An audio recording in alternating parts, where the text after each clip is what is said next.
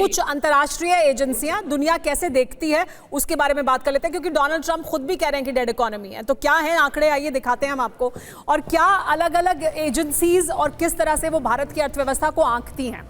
तो देखिए, ये हम आपको कुछ रिपोर्ट्स दिखा रहे हैं। IMF की WEO रिपोर्ट है 29 जुलाई की, जिसमें 2025-26 के लिए GDP का अनुमान 6.4% रखा है, जिसमें माना है कि 0.2% बढ़ेगा, प्लस हो सकता है।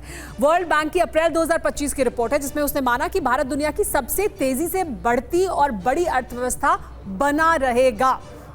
इसके अलावा आपको बताएं, एशियाई विकास बैंक यानी ADB ने 23 जुलाई की रिपोर्ट है उसकी, उसने कहा कि GDP वृद्धि दर 6.5% होने का अनुमान लगाया गया।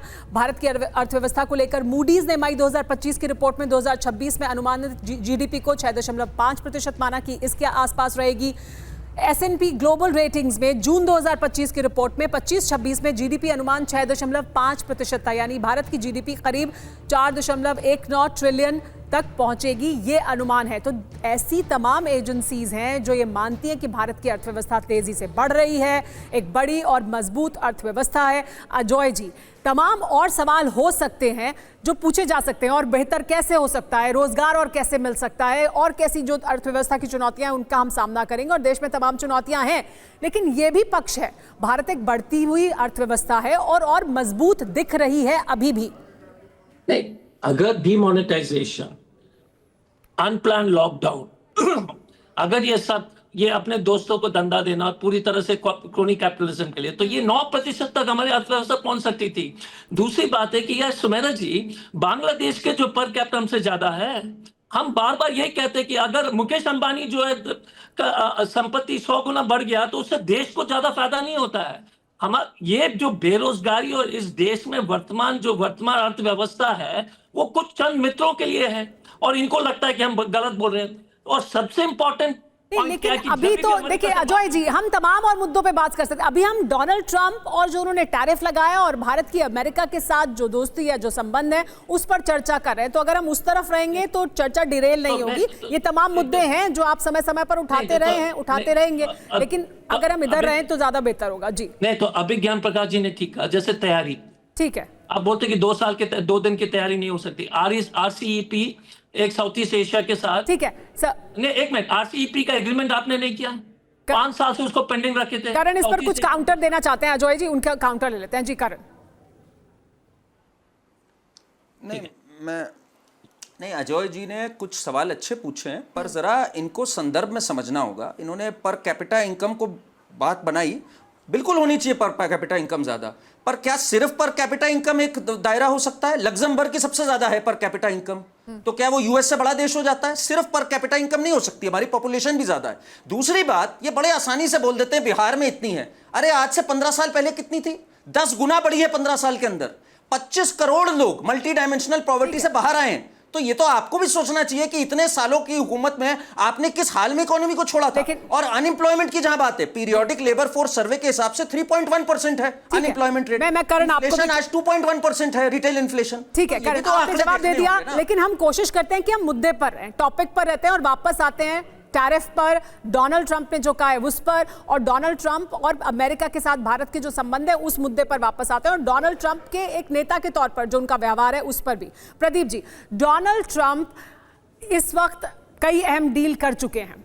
अब भारत, माफ कीजिएगा संजीव जी, डोनाल्ड ट्रंप कई अहम डील कर चुके हैं, यूरोपियन यूनियन के साथ कर चुके हैं, UK के साथ कर चुके हैं, जापान के साथ कर चुके हैं, तो कई अहम डील वो कर चुके हैं। तो क्या भारत को अब वो ज्यादा सख्ती के साथ ट्रीट करेंगे, और ज्यादा सख्ती के साथ इस वजह से क्या पेश आ रहे हैं भारत के साथ? भारत के साथ तो वो ऑलरेडी बहुत सख्ती के साथ पेश आ ही रहे हैं। अब ये तो किसी के कोई बहस का और विवाद का विषय रहा नहीं है, चाहे वो बार्गेनिंग चिप की तरह से, चाहे सच में वो इस पर कायम रहेंगे। भारत को तो उन्होंने बहुत ही सख्त रवैया अपनाया हुआ है भारत के साथ। बहुत बड़े मशहूर डिप्लोमेट गुरु माने जाते थे हेनरी किसिंजर, उनका बहुत पुराना एक सेइंग है कि to be a friend of America is dangerous, to be a friend of America is fatal. मतलब दोस्ती खतरनाक हो सकती है, दुश्मनी खतरनाक हो सकती है, दोस्ती घातक हो सकती है। तो वो ट्रंप उस पर पूर्णतया उस पर अमल कर रहे हैं।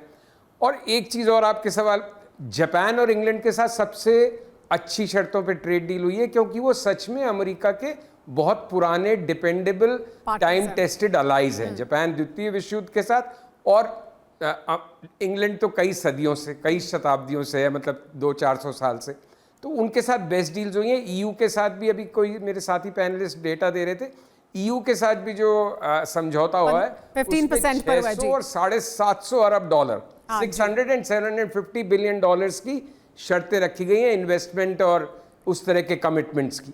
तो इंडिया की स्थिति बहुत खराब है। और सुमेरा जी, बस मैं एक और टिप्पणी करना चाहता हूँ। वैसे तो आपने कहा कि हम ट्रंप पे रहें, लेकिन ट्रंप या भारतीय विपक्ष की आलोचना करने से इस समय कुछ नहीं हो सकता। साथ ही साथ भारत की सरकार की भी बहुत ज्यादा आलोचना करने से भी कोई पर्पस सर्व नहीं होता।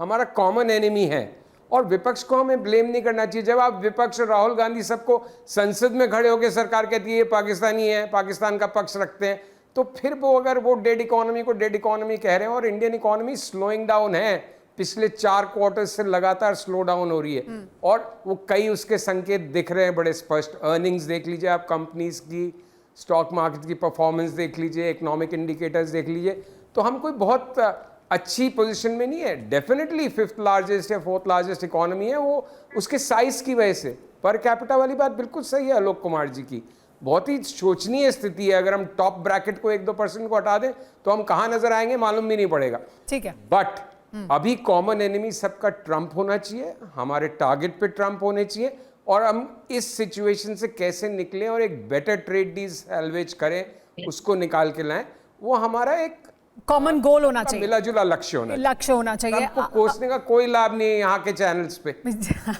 बिल्कुल, ट्रंप को कोसने का, ट्रंप को तो उनके देश में जो चैनल है वो कोस दे अगर, तो उससे भी कोई फर्क बहुत पड़ता नहीं है उनको। हाँ, अभिज्ञान चैनल्स के कोसने का उनको फर्क नहीं पड़ता, तो हम क्या कहेंगे, इससे भी उन्हें कोई फर्क नहीं पड़ता। क्या फर्क पड़ेगा? लेकिन जाहिर सी बात है, ट्रंप की जिस तरह से चर्चा और हमें अपनी डोमेस्टिक कॉन्स्टिट्यूएंसी को भी बिना ट्रंप को कोसने से कोई फायदा नहीं होने वाला। नहीं, लोग जानना चाहते हैं दरअसल ना कि ट्रंप के साथ भारत के, या ट्रंप के साथ व्यक्तिगत तौर पर भी और अमेरिका के साथ भी अभिज्ञान, भारत के अच्छे संबंध लोगों को लगता था कि हो रहे हैं, वो तो एक उस दिशा में बढ़ रहे हैं, लेकिन अलग ग्रीक ट्रेजेडी है जी। वो तो सुमेरा जी एक अलग लेवल की ग्रीक ट्रेजेडी है कि हम कितना उसको अपना दोस्त समझ रहे थे, बड़ा यार समझते थे, दोस्त जिगरी समझते थे, क्या क्या नहीं किया।